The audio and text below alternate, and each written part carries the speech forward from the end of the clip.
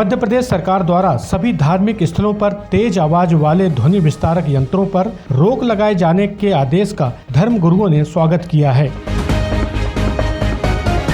आदेश के मुताबिक तय मापदंडों के अनुसार ही अब लाउडस्पीकर व डीजे का उपयोग किया जा सकेगा।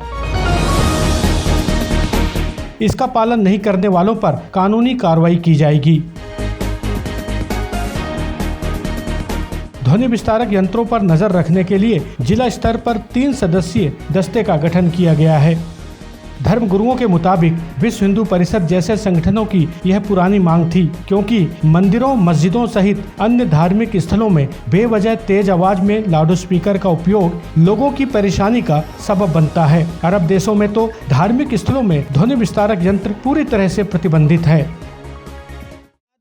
इन्होंने लाउड स्पीकर के लिए भी किया, ये तो हमारी पुरानी मांग थी।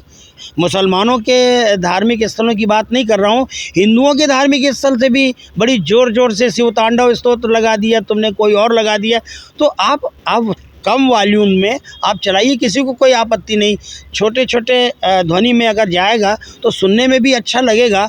लेकिन कुछ लोग होते हैं सवेरे उठ करके अपना होमवर्क करते हैं, बच्चे तैयारी करते हैं स्कूल जाने की, तो उस समय डिस्टरबेंस होता है। इस दृष्टि से कहीं ना कहीं ध्वनि प्रदूषण पर भी नियंत्रण हो और ध्वनि विस्तारक यंत्रों को भी निर्देश जारी किए जाने चाहिए कि इतने वॉल्यूम से ज़्यादा आप नहीं बजा सकते हैं। तो हमने विश्व हिंदू परिषद की बैठक में भी संत महात्माओं ने पूरे देश भर से आवाज़ उठाई थी कि ये क्या प्रवृत्ति है।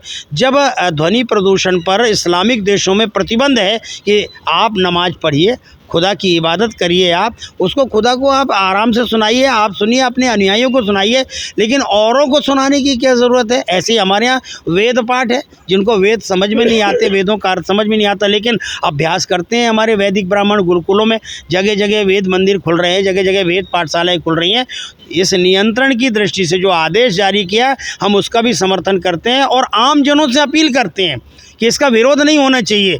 ये जिद नहीं करनी चाहिए कि तो हम बहुत पहले से लगाते चले आए इसलिए तो लगेगा ही लगेगा। इससे तो कहीं ना कहीं झगड़ा फसाद पैदा हो सकते हैं। हम नहीं चाहते कि किसी भी प्रकार का कोई उन्माद इन आदेशों के कारण। शासन की जिम्मेदारी बनती है निर्देश जारी करना, और प्रशासन की जिम्मेदारी बनती है कि उसका कड़ाई से पालन करना।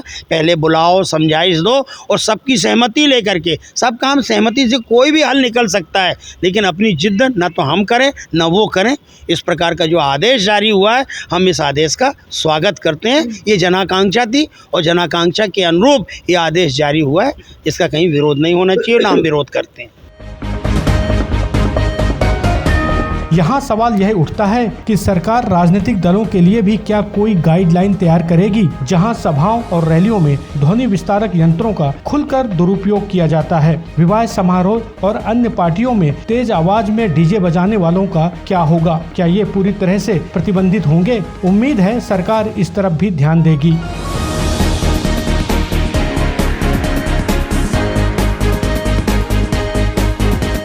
हेलो मध्य प्रदेश, जबलपुर।